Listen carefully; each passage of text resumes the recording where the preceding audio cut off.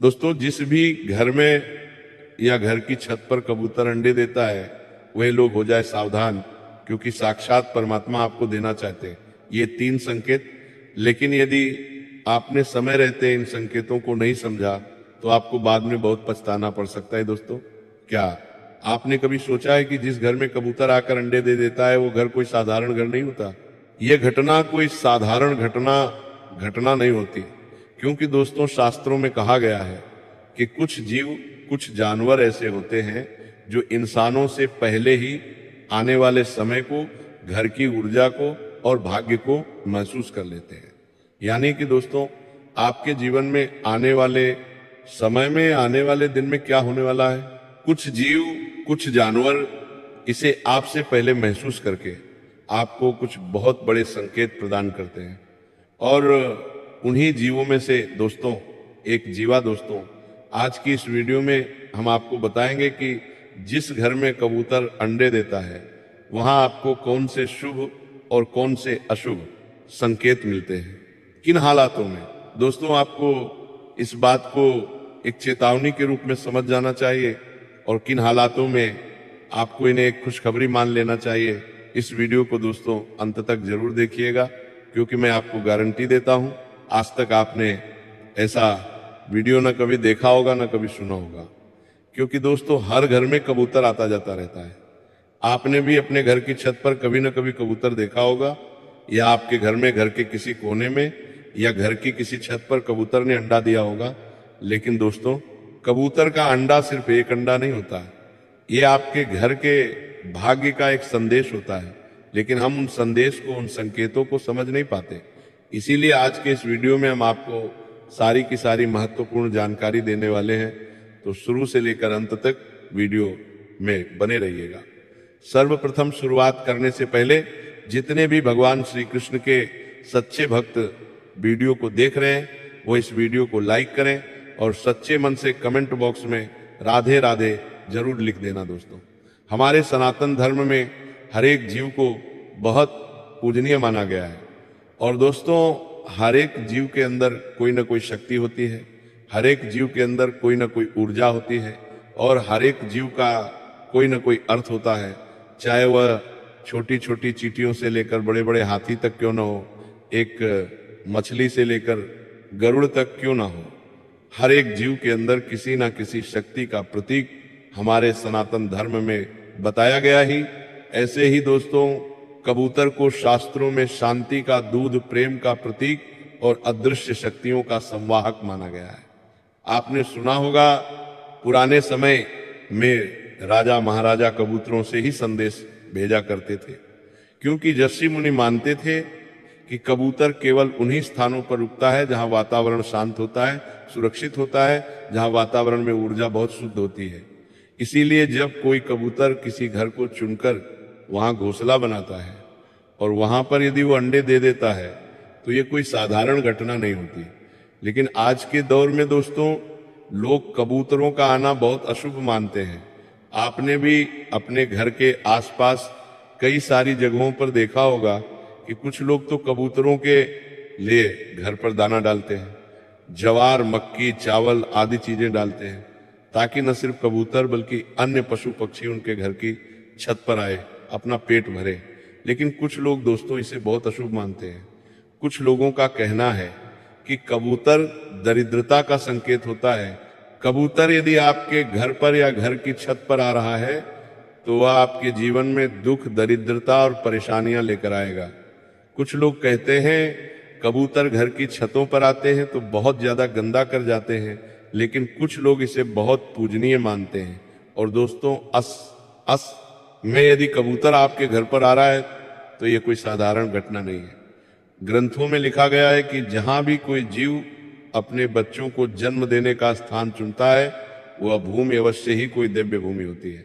जी हाँ दोस्तों, देखिए जो पशु पक्षी होते हैं वह तो पूरे आसमान में भ्रमण करते हैं, पूरी दुनिया के किसी भी कोने में वो अपना घोंसला बना सकते हैं, कहीं पर भी वो अंडे दे सकते हैं। लेकिन वो एक बहुत ही सुरक्षित जगह ढूंढते हैं, एक ऐसे दिव्य जगह ढूंढते हैं जहां उन्हें सुरक्षित महसूस हो, जहां उन्हें एक दिव्य शक्ति महसूस हो, एक अच्छी ऊर्जा महसूस हो।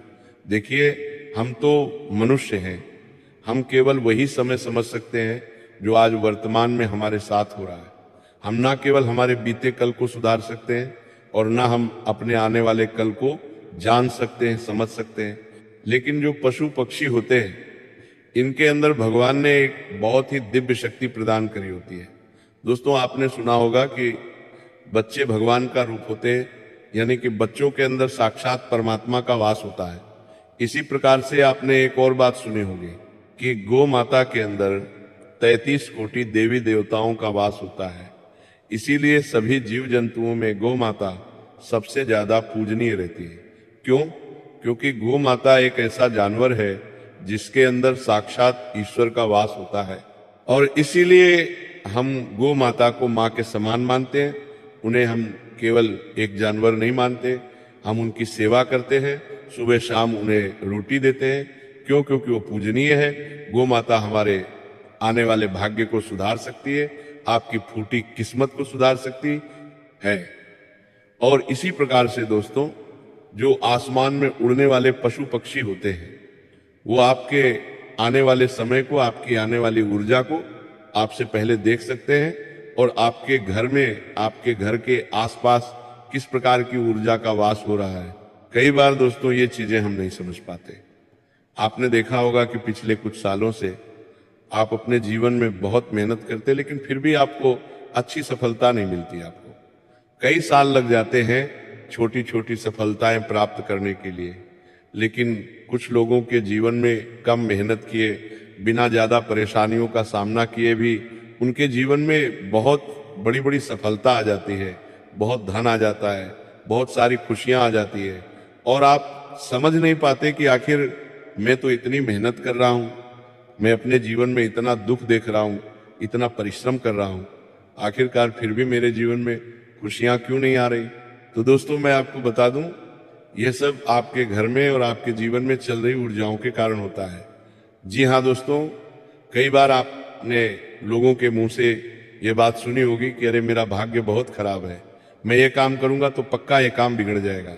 और आपने कई लोगों के मुंह से ये भी सुना होगा कि अरे मेरी किस्मत बहुत अच्छी है, मैं जिस काम में हाथ डालूंगा वो काम सफल हो जाएगा, मैं जहां पैसा लगाऊंगा वहां से लाभ मिल जाएगा, मैं जो व्यापार करूंगा उस व्यापार में मुझे बड़ा धन प्राप्त हो जाएगा। ये किया जी, कुछ लोगों का आत्मविश्वास भी होता है और कुछ लोगों के आसपास की ऊर्जा भी होती है। कई बार दोस्तों हम इस ऊर्जा को समझ नहीं पाते। कई बार हमारे घर में बहुत ज्यादा नेगेटिव यानी नकारात्मक ऊर्जा होती है, जिसके कारण हम जीवन में चाहे कितना ही परिश्रम कर लें, हम कितनी ही मेहनत कर लें, हम कितनी कोशिशें क्यों ना कर लें, लेकिन फिर भी हमारे काम पूरे नहीं होते। हमारे जीवन में केवल और केवल दुख, केवल और केवल परेशानियां आती हैं। बहुत मेहनत करने के बाद भी केवल असफलता हमारे हाथ लगती है, और महीने के अंत में हमारी जेब, हमारी तिजोरी खाली की खाली रह जाती है। ये सब दोस्तों आपकी फूटी किस्मत या आपके खराब भाग्य के कारण नहीं होता। कई बार इसमें आपके घर की जो ऊर्जाएं होती हैं उनका भी बहुत बड़ा हाथ होता है, और जो कबूतर होता है दोस्तों वह इन्हीं ऊर्जाओं को अपनी दूरदृष्टि से पहले ही देख लेता है। दोस्तों, आपको एक बहुत अच्छी बात बताता हूं। एक बार की बात है, देवर्षि नारद जी अपने मन में कई सारे प्रश्न लेकर कैलाश पर्वत पहुंचते हैं। वहां महादेव अपनी साधना में, अपने ध्यान में लीन थे। दोस्तों, महादेव को चारों ओर दिव्य प्रकाश फैला हुआ था।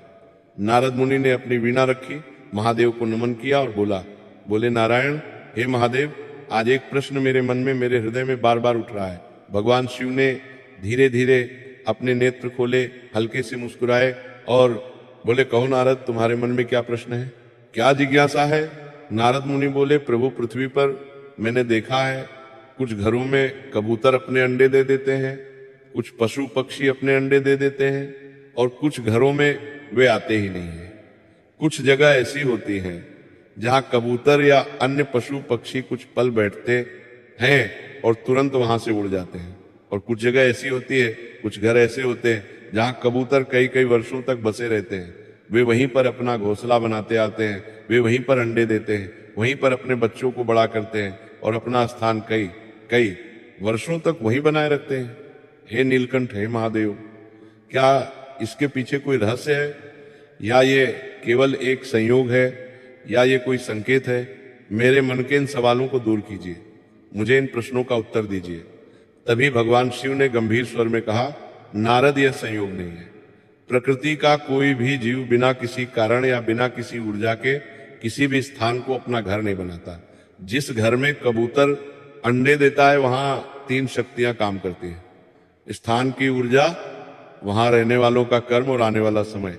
ये सुनते ही नारद मुनि चकित हो गए, हैरान हो गए। प्रभु, क्या कबूतर आने वाले समय का संकेत देता है? महादेव बोले, हाँ।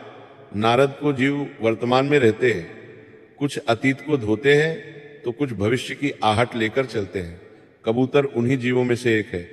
भगवान शिव आगे बोले, नारद, कबूतर बहुत ही संवेदनशील है। जहां डर हो वो वहां नहीं बसता, जहां नकारात्मक ऊर्जा भटक रही हो।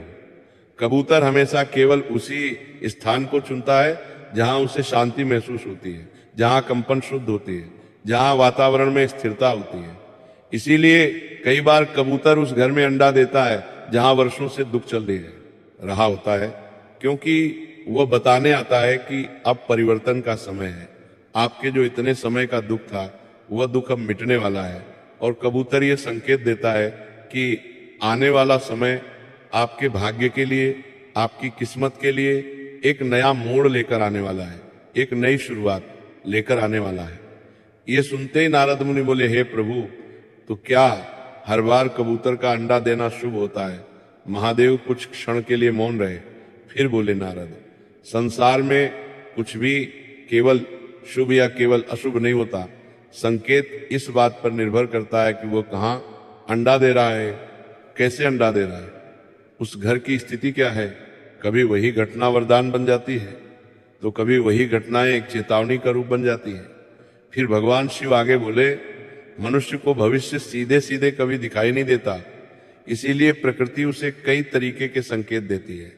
कई बार ये संकेत पक्षियों के माध्यम से होता है, कई बार ये जानवरों के माध्यम से होता है, तो कई बार अचानक जीवन में होने वाली घटनाओं के माध्यम से होता है। कबूतर का किसी घर में अंडा देना इन्हीं संकेतों में से एक संकेत है। यह संकेत बताता है कि घर की ऊर्जा किस दिशा में जा रही है, घर की शक्ति किस प्रकार की है, घर में सकारात्मक शक्ति है या नकारात्मक शक्ति है। दोस्तों, बहुत बार आपने देखा होगा कोई घर सालों से परेशानियों में बना होता है, उस घर में कोई कितना ही प्रयास कर ले, परेशानियां कभी कम नहीं होती, और उस घर में कभी कभी अचानक कबूतर घोंसला बना लेता है, तो कुछ महीनों के बाद से ही उस घर के हालात बदलने लगते हैं, उस घर में खुशियां आने लगती हैं। न सिर्फ उस घर में पैसा टिकता है, बल्कि उस घर से जुड़ी सारी समस्याएं पूरी तरीके से समाप्त हो जाती हैं। और कई बार आपने कहीं कहीं ये भी देखा होगा कि घर में कबूतर बहुत बढ़ जाए तो गंदगी होती है, घर में कलेश बढ़ जाता है, पैसा टिकता नहीं है। दोनों स्थितियों के अर्थ अलग अलग होते हैं, और यही रहस्य नारद मुनि जानना चाहते थे। और जब उन्होंने यह प्रश्न भगवान शिव से किया तो महादेव बोले, नारद, मनुष्य अक्सर संकेतों को समझने के उनकी जगह डर जाता है, अंधविश्वास में चले जाता है, पर जो संकेत को समझ लेता है वह आने वाले संकट से भी बच सकता है और आने वाले अपने भाग्य, अपने सौभाग्य को भी बढ़ा सकता है। नारद मुनि बोले, हे महादेव, कृपया मुझे विस्तार में समझाइए, विस्तार से बताइए, कबूतर कब अंडा देता है तो शुभ होता है और कब अंडा देता है तो उसे चेतावनी समझना चाहिए। तब महादेव बोले, नारद, मेरी बात ध्यान से सुनो, अब मैं तुम्हें वही बात बताने जा रहा हूं जो बात हर घर के व्यक्ति को जानना चाहिए। कबूतर का किसी घर में अंडा देना सिर्फ एक प्राकृतिक घटना नहीं है, ये उस घर के भूत, वर्तमान और भविष्य से जुड़े संकेत होते हैं। पर ये संकेत हर घर के लिए एक जैसे नहीं होते, क्योंकि संकेत को शुभ या अशुभ बनाता है उस घर का वातावरण, कर्म और दिशा। नारद मुनि हाथ जोड़कर बैठ गए और बोले, हे प्रभु, कृपया करके स्पष्ट कीजिए। तब महादेव बोले, नारद, जब कबूतर किसी घर में शांति से घोंसला बनाता है, डरता नहीं है और बिना किसी बाधा के, बिना किसी डर के अंडा देता है, तो समझ लेना कि वहां शुभ शक्तियों का प्रतीक है। क्योंकि कबूतर बहुत ही संवेदनशील होता है, वो वहां नहीं टिकता जहां भारी नकारात्मकता होती है। अगर वो आपके घर में अंडा दे रहा है तो इसका पहला संकेत है आपकी घर की ऊर्जा शुद्ध हो, रही है। ऐसे घरों में धीरे धीरे मन की बेचैनी कम होगी, बिना कारण होने वाले झगड़े कम होते हैं, नींद बेहतर आती है और मां लक्ष्मी की कृपा सदैव ऐसे घर पर बनी रहती है। फिर महादेव बोलते हैं, नारद कई बार कबूतर उन घरों में अंडा देता है जहां लोग लंबे समय से संघर्ष कर रहे होते हैं। ये संकेत होता है अब पुराने कर्म समाप्त हो रहे हैं और नए अवसर जन्म लेने वाले हैं। जैसे कबूतर का अंडा एक नई जिंदगी का प्रतीक है, वैसे ही ये संकेत होता है नई शुरुआत के, नए सौभाग्य के, नए रास्ते खुलने के। कबूतर शांति का प्रतीक है। जिस घर में वह निडर होकर अपने बच्चों को जन्म देता है वहां आने वाले समय में सुख, शांति और समृद्धि का वास होता है। फिर महादेव बोले, नारद प्राचीन काल में कबूतर के अंडे को वंश वृद्धि का प्रतीक माना गया है।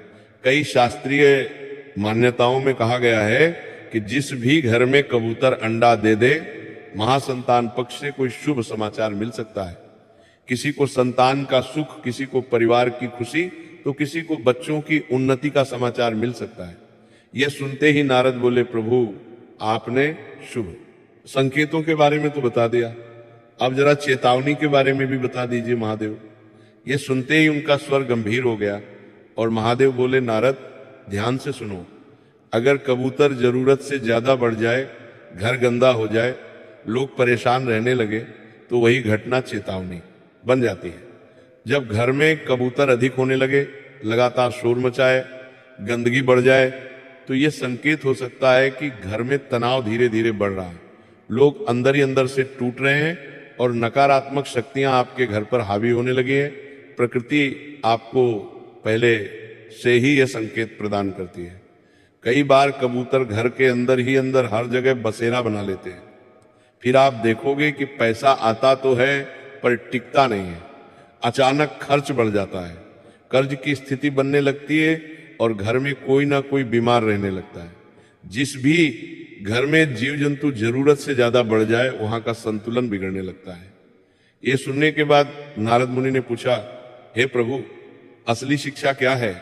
महादेव मुस्कुराए और बोले, नारद कबूतर का अंडा तुम्हें ये नहीं बताता कि तुम्हारे साथ क्या होगा, वो ये बताता है कि तुम अभी किस दिशा में जा रहे हो, तुम्हारे घर की ऊर्जा कैसी है।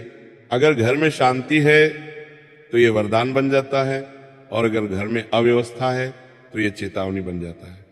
संकेतों को पूजा मत बनाओ और संकेत से डरो भी मत। संकेत को समझो, घर साफ रखो, मन साफ रखो, अपने कर्म साफ रखो, तो हर संकेत तुम्हारे लिए शुभ बन जाएगा। दोस्तों, कबूतर का अंडा देना आपको केवल एक आईना दिखाता है, आपके घर की ऊर्जा दिखाता है।